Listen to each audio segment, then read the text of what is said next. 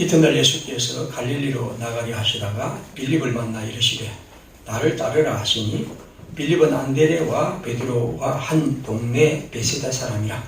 빌립이 나다나엘을 찾아 이르되 모세가 율법에 기록하였고 여러 선지자가 기록한 그 일을 우리가 만났으니 요셉의 아들 나사렛 예수니라. 나다나엘이 이르되 나사렛에서 무슨 선한 것이 날 수 있느냐? 빌립이 이르되 와서 보라 하니라. 아멘. 요한복음 1장의 마지막 부분은 예수님이 제자를 부르는 장면입니다.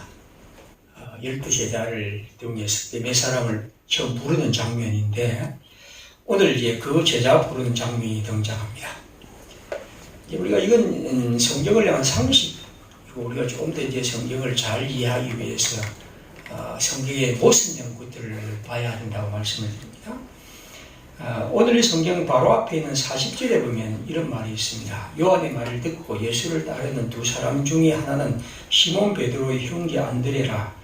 그가 먼저 자기의 형제 시몬을 찾아 말하되 우리가 메시아를 만났다 하고, 메시아는 번역하면 그리스도라, 데리고 예수께로 오니 예수께서 보시고 이르시되 네가 요한의 아들 시몬이니 장차 게바라 하리라 하시니라. 여러분, 이 성경을 읽으면 좀 의문되는 것이 없습니까? 마가복음 2장에 보면 예수님이 공강목수 세 군데다 그랬습니다. 예수님이 제자를 부르시는 가운데 베드로를 부르는 장면이 있습니다. 그러면 어떻게 부르느냐면 예수님이 그들을 이제 배를 이 고기 잡는 사람들이니까 예수님이 이제 하루 종일 아무런 것도 밤새도록 잡지 못해서 고생하고 있는 들에게 그 베드로의 배를 띄워서 그들에게 이제 말씀하고 그 다음에 고기를 잡게 한 장면입니다. 거기 보면 베드로가 이제 하나님을 처음 만나게 됩니다. 예수님을. 거기서 보면 베드로가 제자로, 예수님의 제자로 된 방식이 예수님이 베드로의 배를 타고 호숫가에 나가서 많은 고기를 잡게 하고, 그리고 베드로가 그것을 통해서 예수님 앞에서 나는 죄인입니다 라고 말씀드리고 예수님이 그를 당신의 제자로 부르시고 사람 낳는 어부가 되게 합니다. 그럼 그 장면과 이 장면이 다르죠. 오늘 성경은 어떻습니까? 여기 40절에 보면 안드레라는 사람이 있었는데 이 안드레는 시몬 베드로의 형제였습니다. 근데 안드레가 먼저 하나님 예수님의 부름을 받고, 이 사람은 성경 요한의 제자였는데 부름을 받고 자기 형제와 친구인 베드로를 데리고 옵니다. 그래서 예수님께 데리고 와서 이 사람을 예수님의 제자가 되게 하죠. 보면 요한복음과 공강복음서가 베드로가 제자가 된 장면이 굉장히 다른 장면이죠. 이제 이런 것이 여러분이 이제 성경을 읽는 데서 왜 이렇게 다를까 하는 것들을 지금까지 우리가 성경을 전부 다 문자적으로 마치 일기장처럼 생각해 왔다면, 물론 일기장도 우리가 여러 가지 생각을 담고 쓰지 않습니까? 그런 것처럼 오늘 본문도 이렇게 보면 이 배경이 좀 다르구나 하는 것들을 생각할 수 있었는데, 하여튼 그런 것들을 제가 상식으로 한번 여러분 드립니다. 그러니까 성경에 대한 이해 자체가 우리 지나칠 정도로 문자에 매여 있는 사람들은 계속해서 이런 반대되는 구절들을 보면서 신학이 필요하고 또 성경의 해석이 필요하다는 것을 볼 수 있을 것입니다. 아무튼 이제 이렇게 해서 베드로를 부르는 장면이고, 오늘 성경도 바로 그런 장면입니다. 베드로가 예수님의 제자로 부르는 장면과 이어서 오늘 43절 이하에는 누굽니까? 빌립이라는 사람이 또한 예수님의 제자가 되었는데, 이 사람이 43절에 보면 예수님이 그를 부르시고, 빌립이 안드레와 베드로의 한 동네 사람인데 아마 그 동네에 사는 사람 중에 나다나엘이라는 사람이 있었죠. 나다나엘은 아마 자기 친구인 것 같은데, 그래서 그는 45절에 말합니다. 빌립이 우리가 지금까지 모세가 율법에 기록하였고 선지자가 기록한 그분, 즉 메시아를 우리가 만났다, 그렇게 말하면서 요셉의 아들 나사렛 예수라고 그렇게 말합니다. 그래서 46절에 나다나엘이 나사렛에서 무슨 선한 것이 날 수 있겠느냐, 하물며 메시아가 어떻게 날 수 있겠느냐 라고 말하자 베드로와 빌립이 한 말입니다. 46절에 와서 보라, 그렇게 했습니다. 그리고 다음 성경에 보면 이제 만나게 되고 그가 예수의 제자가 된 장면입니다. 오늘 제가 관심을 가지고 싶은 것은 이 46절 마지막 부분입니다. 나다나엘을 이 빌립이라는 사람이 예수님의 제자로 부르면서 예수님의 얘기를 합니다. 그러면서 나다나엘이 나사렛에서는 메시아가 나타날 수 없다고 말하자 그가 한 말은 이것입니다. 와서 보라. 와서 보라. 여러분, 와서 보라는 말은 제가 요한복음에 보면 세 군데가 등장합니다. 요 부분이 있고 바로 앞에 있는 35절입니다. 1장 35절입니다. 또 이튿날 요한이 자기 제자 중 두 사람과 함께 섰다가 예수께서 건의심을 보고 말하되 하나님의 아들 양이로다. 두 제자가 그 말을 듣고 예수를 따르거늘. 그러니까 요한의 제자가 예수님을 따라가 버립니다. 요한의 제자가.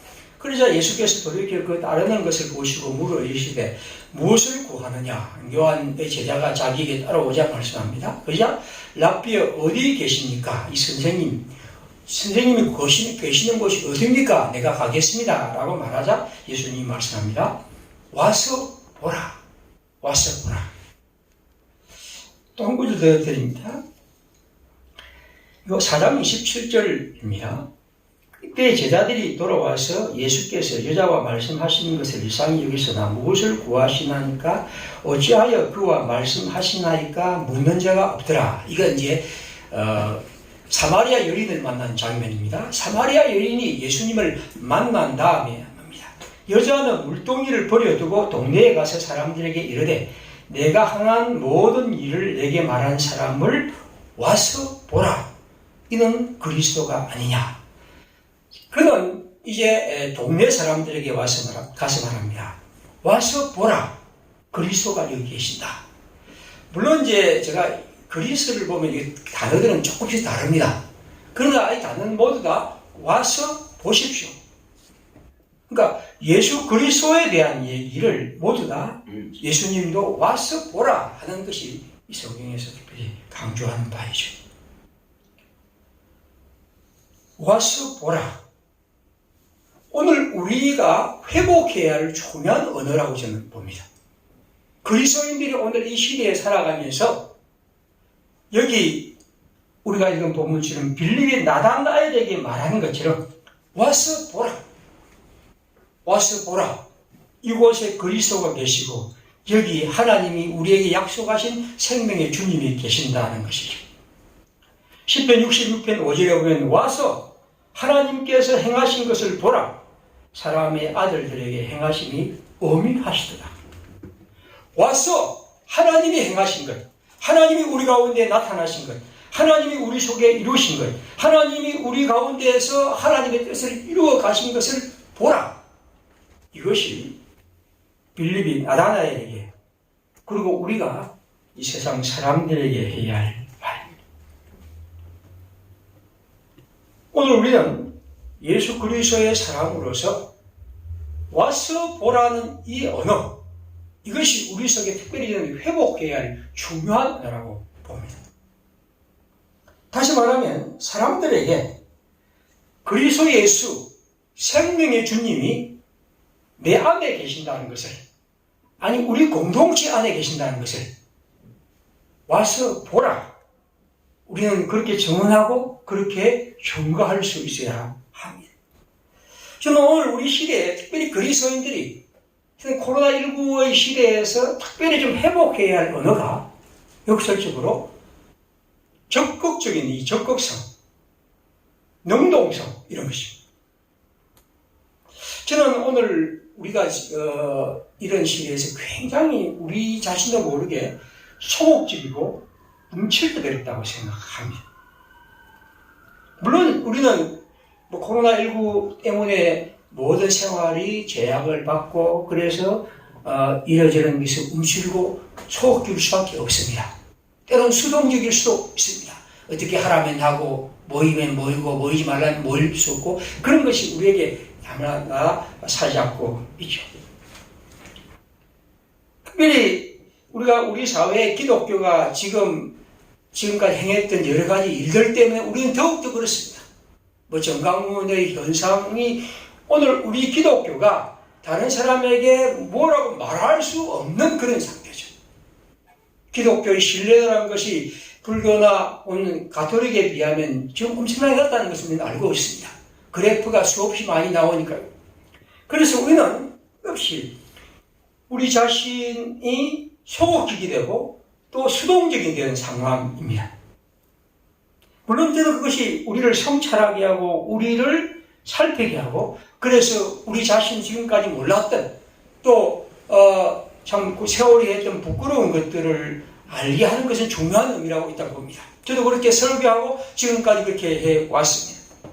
하지만 여러분 그리스도교라는 것, 기독교 신앙이라는 것은 우리로 그러한 수동적인 상태나 혹은 그러한 소극적인 상태에 머물게 하지 않습니다. 오히려 와서 보라 하는 것이 우리의 언어입니다. 다시 말하면 우리는 그리스도 예수에 대해서 다른 사람에게 말하고 그 사람들에게 그리스도 예수의 살아계신 모습을 우리의 교회를 통해서 우리 자신을 통해서 증언하는 것이 오늘 우리가 좀 회복해야 할 은혜라고 저는 봅니다. 어떻게 보면 오늘 우리 시대는 자꾸만 우리 자신을 스스로 비판하고 우리 자신을 살피는 가운데서 우리도 모르게 계속해서 움츠러들고 있고 저 자신도 그렇습니다. 그래서 이 성경을 오래전에 읽으면서 우리 자신이 왜 이렇게 계속해서 이렇게만 생각할까? 오히려 이 성경에서 말하는 것처럼 좀 더 우리 자신을 적극적이고 능동적인 것들을 회복해야 하지 않을까 하는 것입니다.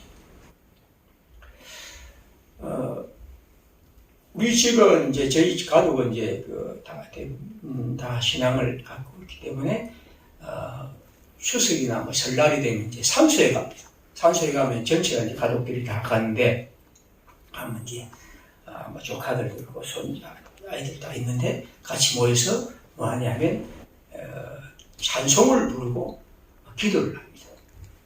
근데 찬송을 이제 우리가 이제 어머니 아버지 산소 또 우리 형제들 산소에 이제 부르는데 언제부턴가 부르는 것이 굉장히 무겁더라고요. 그러니까 이건 나도 모르게 찬송을 부르면 다른 사람이 나를 어떻게 볼까? 이건 뭐 두려움의 문제가 아니고 자꾸만 움츠러드는 거죠. 왜냐하면 기독교가 지금 계속해서 이렇게 사람들에게 안 좋은 모습을 계속 보이는데 내가 찬송을 부르면 사람들이 어떻게 볼까 하는 생각이 계속 드는 거죠. 그래서 이번 제 추석에는 코로나 때문에 아예 모이를 못했으니까 못 갔지만 지금도 저기 한 숙제 다음에 가면 찬송을 부를 수 있을까 하는 그런 생각을 갖게 되죠. 다시 말하면 오늘날 교회라는 것, 그리스도인이라는 것이 역시 뭔가 사람들에게 보여지는 이 모습이 이렇다 보니까 우리는 역시 우리 자신이 소극적이고 수동적이고 이 소극성과 수용성이 그리스도인의 성품이 되어가는 것 같습니다. 그렇죠? 가만히 살피면 우리 자신이 그렇게 되고 있는 것 같다는 거죠. 에베소서 5장 14절에 말합니다. 그러므로 이러시기를 잠자는 자여 깨어서 죽은 자들 가운데서 일어나라. 그리스도께서 너에게 비추이시리라. 우리가 이 죽은 자들, 이 세상에 하나님의 생명을 모르는 사람들 앞에서 깨어 일어나 그리스도의 빛을 비추는 것이 우리가 살아가는 삶의 적극적이고 능동적인 삶의 모습인데 어느 순간 우리도 모르게 우리 자신이 계속해서 움츠러들고 있다는 거죠. 와서 보라는 것은 이제 우리가 우리 자신을 성찰하고 우리를 살피고 우리의 부끄러움에 대해서 고백하고 우리가 회개해야 하지만 우리의 삶은 궁극적으로는 언제나 이렇게 좀 적극적이고 능동적인 삶을 살아가야 한다는 것. 이것이 또한 우리가 회복해야 할 중요한 것이라는 것을 저는 이번에 새삼 생각합니다. 와서 보라는 것은 무엇입니까? 오늘 우리 주위에 있는 형제들에게 또 우리의 친구와 이웃들에게 와서 우리 교회를 보라. 하나님의 교회의 모습이 어떤 것이며 그리스도인이 어떤 삶이며 하나님의 교회는 함께 모여서 무엇을 하며 어떤 대화를 나누며 그가 하나님이 주신 헌금을 어떻게 쓰며 이런 것들을 보여주는 거예요. 이것이 바로 우리가 해야 할 일이란 말이죠. 그렇다면 그리스도인들은 우리가 이 세상에서 사람들에게 자꾸만 우리 자신을 움츠러들고 물러서고 소극적인 걸 넘어서서 와서 보라 하는 것이 오늘 우리가 우리 시대에서 회복해야 할 중요한 언어라고 저는 생각합니다. 물론 와서 보라고 할 때 그것은 그 사람들 우리에게 와서 볼 수 있을 만한 무언가를 그런 공동체가 되어야 하고 우리가 그리스도인이 되어야 하죠. 만약 우리 가운데 어떤 싸움과 탐욕과 불평과 이런 것들이 계속 있는데 와서 보라는 것은 있을 수가 없겠죠. 야고보 2장 1절에 보면 이런 말을 했습니다. 내 형제들아 영광의 주 우리 주 예수 그리스도에 대한 믿음을 너희가 가졌으니 사람을 차별하여 대하지 말라. 사람을 차별해야 대합니다. 그래서 이 교회는 어떤 사람이 들어옵니까? 금가락지를 끼고 아주 화려한 옷을 입을 사람이 들어오면 그 사람 앞에 가서 엎드리면서 이 좋은 자리에 앉으십시오 라고 말하고, 그러나 남루한 옷을 입은 가난한 사람이 들어오면 내 발등상 안에 앉아있든지 해라 라고 말합니다. 이렇게 해서 도대체 너희들이 그리스도 예수에 대한 믿음을 가지고 있느냐 하는 것을 야고보는 그렇게 질문합니다. 만약 우리가 이런 야고보가 2장에 말하는 이런 차별하는 교회라면 와서 보라고 할 때 그것이 무슨 의미가 있겠습니까? 고린도 교회는 이렇습니다. 너희가 말하기를 각각 이르되 나는 바울에게 나는 아볼로에게 나는 게바에게 나는 그리스도에게 속한 자라 하였느니 그리스도께서 어찌 나뉘었느냐? 바울이 너희를 위하여 십자가에 못 박혔으며 바울의 이름으로 너희가 세례를 받았느냐? 만약 고린도 교회처럼 분장과 당파심으로 교회가 있다면 거기에 무슨 와서 보라라는 말을 할 수가 있겠습니까? 오히려 우리는 스무나 교회처럼 마지막이요 죽었다가 살아나신 이가 이르시되 내가 네 환난과 궁핍을 알거니와 실상은 네가 부유한지라. 겉으로는 작고 겉으로는 초라하고 별것 아닌 것 같지만 그러나 그 안에는 진정한 생명의 풍성함이 있는 것, 이런 교회야말로 우리는 와서 보라고 말할 수가 있겠죠. 마게도냐 교회는 어떻습니까? 형제들아 하나님께서 마게도냐 교회들에게 주신 은혜를 우리가 너희에게 알리오니 환난의 많은 시련 가운데서 그들의 넘치는 기쁨과 극심한 가난이 그들의 풍성한 연보를 넘치도록 하게 하였느니라. 마게도냐 교회는 예루살렘 교회가 기근에 허덕이면서 고통하고 있으니 그 교회를 위해서 그들이 풍성한 헌금을 드립니다. 그런데 그들은 극심한 가난과 어려움 속에서도 그런 일을 행한다는 말입니다. 우리는 그것이야말로 그 교회가 사람들에게 와서 보라고 말할 수 있는 교회입니다.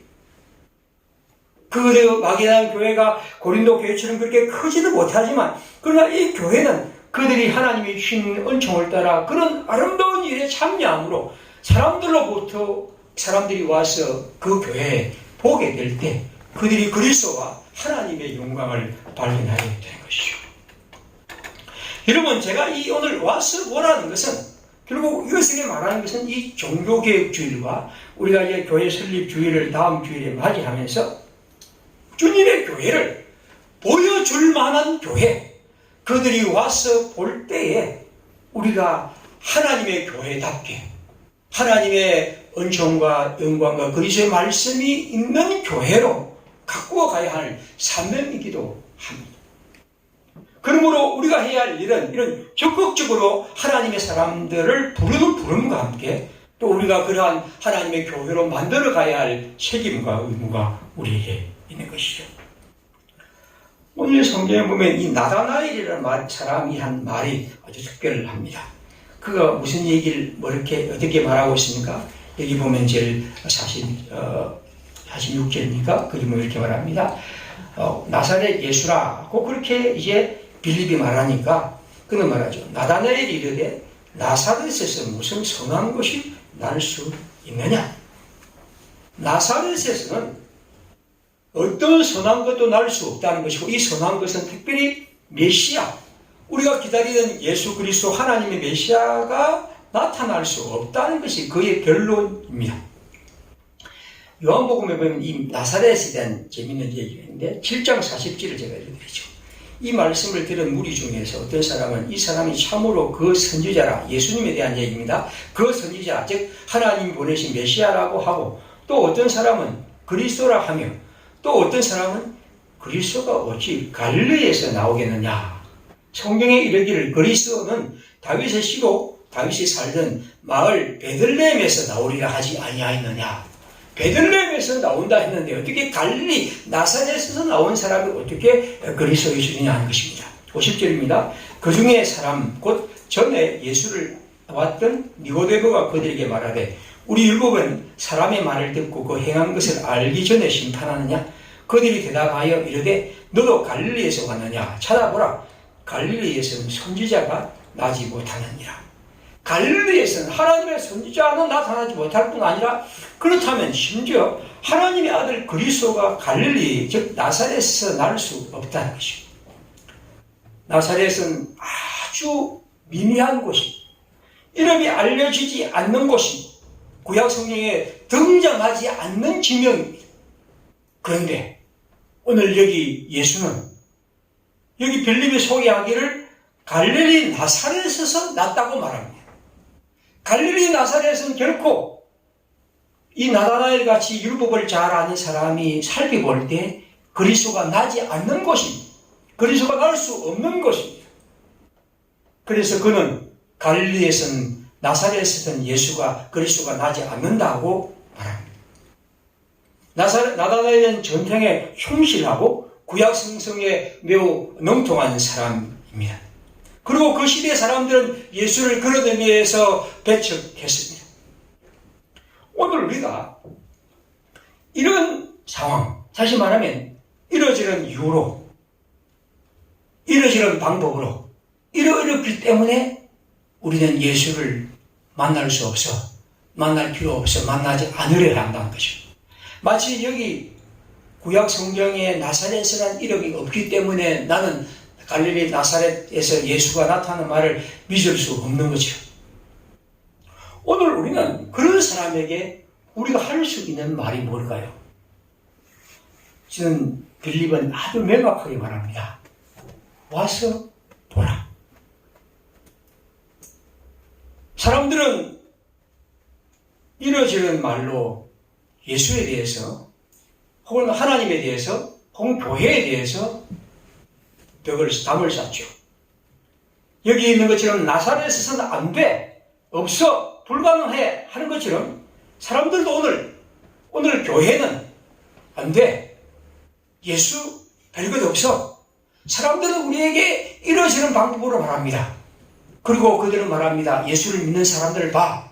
예수를 믿는 사람들이 보면 교회를 봐. 예수를 믿는 사람 중에서 많이 그 수업을 했다는 목사들을 봐.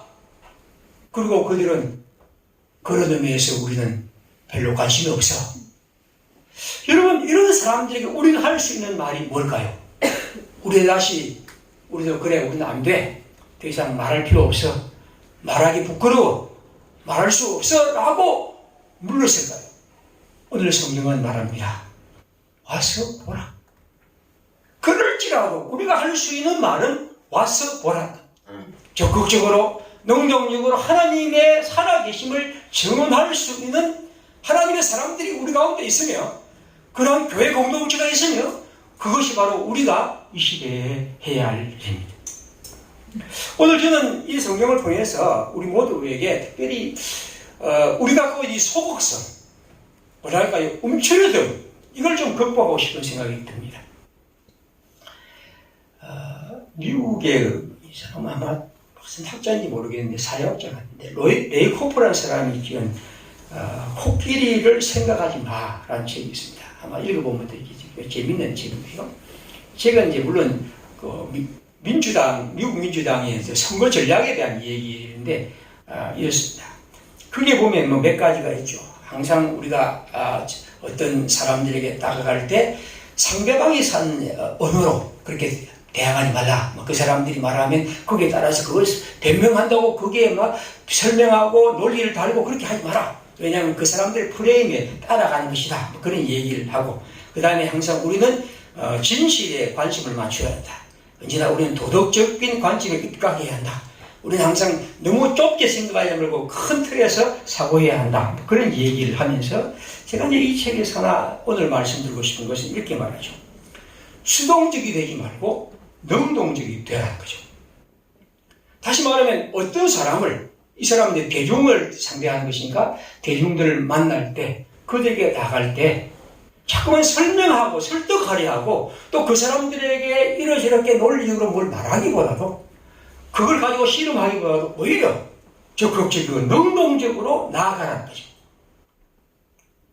다시 말하면 이를 통해서 사람들에게 우리가 갖고 있는 생각과 우리의 신앙과 우리의 생명이 더 아름답게 또 더 가치 있게 보인다는 겁니다. 저는 이걸 읽으면서 참 그런 생각이 들었습니다. 우리가 하나님의 사람들로서 이런 시대에 물론 우리 자신을 많이 평가하고 판단하고 또 비판하고 우리 자신을 성찰해야 합니다. 하지만 언제나 우리 마음속에는 그걸 넘어서서 하나님의 복음과 그 생명의 가치와 또 그것이 우리에게 주는 의미를 생각한다면 우리가 할 수 있는 마지막 언어, 중심의 언어는 와서 보라. 오서 보십시오. 이것이 바로 우리가 가져갈 중요한 언어라고 봅니다. 하나 더 소개하면 그 주보에도 오늘 소개한 글입니다만 조지 오웰이라는 사람, 잘 아는 지금 동물농장이나 1984년 같은 책이죠. 이 사람이 이제 에세이인데 나는 왜 쓰는가 하는 것입니다. 작물에 대한 그런 글을 써서 거기 보면 이런 말이 있습니다. 우리는 어떤 것을 내 생각을 담아낼 표현하기 할 때 사람들은 자꾸만 단어를 먼저 생각한다는 거죠. 이 사람은 글쓰기를 말하면서 왜 단어를 먼저 생각하냐는 겁니다. 단어보다도 먼저 생각할 것은 뭐냐면 내가 갖고 있는 의미를 표현하는데 그 표현을 그 생각을 가다듬는 것, 이것이 더 중요하다는 거죠. 그래서 사람들은 자꾸만 빨리 어떤 단어에 내 생각을 맞추려 하는데 그렇게 하지 말라는 겁니다. 내 생각을 더 풍성히 하고 내 생각을 더 풍요롭게 하는 것이 먼저 중요하고 거기에 따라서 단어를 살펴보라 하는 것이 이 사람의 얘기를 합니다. 그러면서 쓰면서 그 다음에 제가 거기 5가지 이제 원칙을 이 사람이 얘기를 하면서 익히고 봐왔던 비유는 절대 사용하지 않는다. 짧은 단어를 쓸 수 있을 때는 절대로 긴 단어를 쓰지 않는다. 빼도 지장이 없는 단어가 있을 경우는 반드시 뺀다.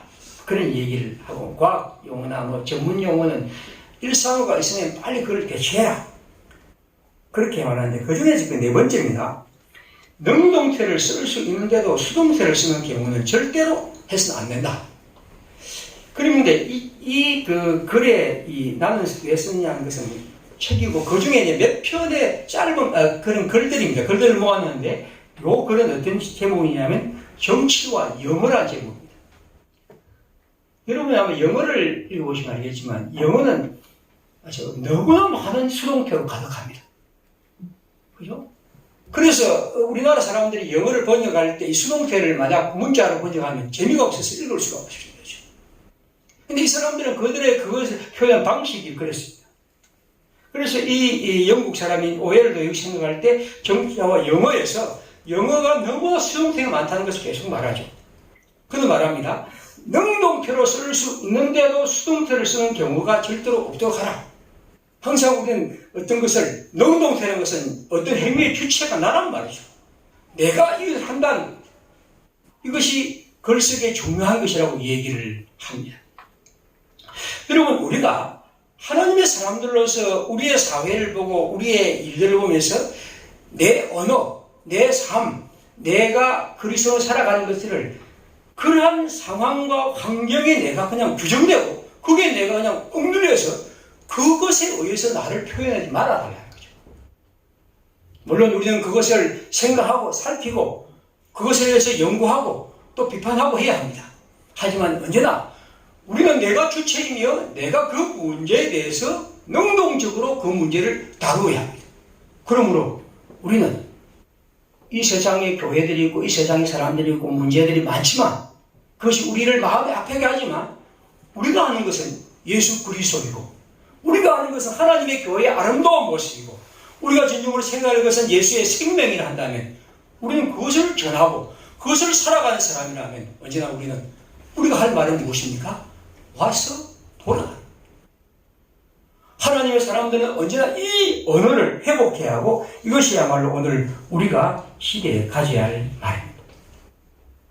요한복음 4장 35절에 보면 예수님의 말씀입니다. 너희는 넉 달이 지나야 추수할 때가 이르겠다 하지 아니하겠냐. 그러나 나는 너희에게 이르노니 너희 눈을 들어 밭을 보라. 휘어져 추수하게 되었도다. 거두는 자가 이미 싹도 받고 영생에 이르는 열매를 먹어나니 이는 뿌리는 자와 거두는 자가 함께 즐거워하게 함이라. 여러분들이 생각할 때 넉 달이 있어야 추수가 되겠나 말한다. 그러나 나는 너희에게 말한다. 눈을 들어보라. 휘어져 추수할 때가 되었다.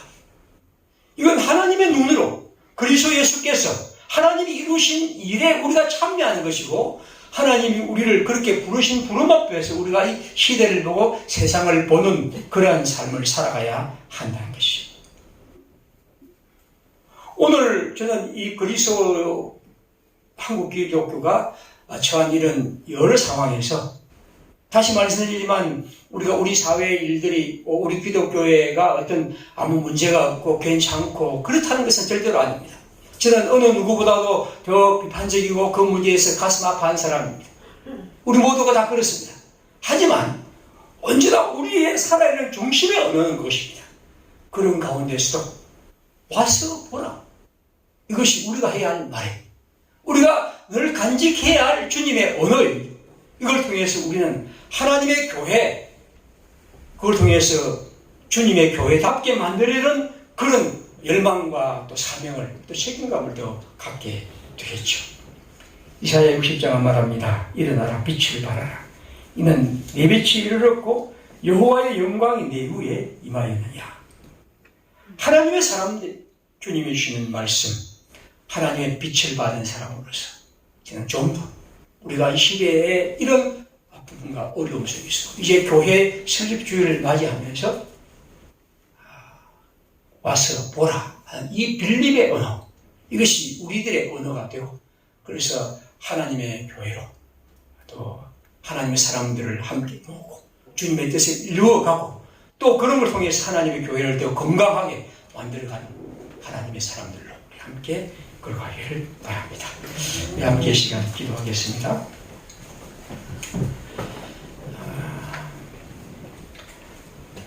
우리 교회가 이 종교개혁 기념주일 우리 또 설립주의를 앞두고서 또 적극적으로 하나님의 복음과 또 뜻을 위해 살아가도록 인도하여 주시고 또 그러기에 맞게 우리 교회를 그렇게 만들어가고 또 그렇게 섬길 수 있도록 주님 저희와 함께 하옵소서.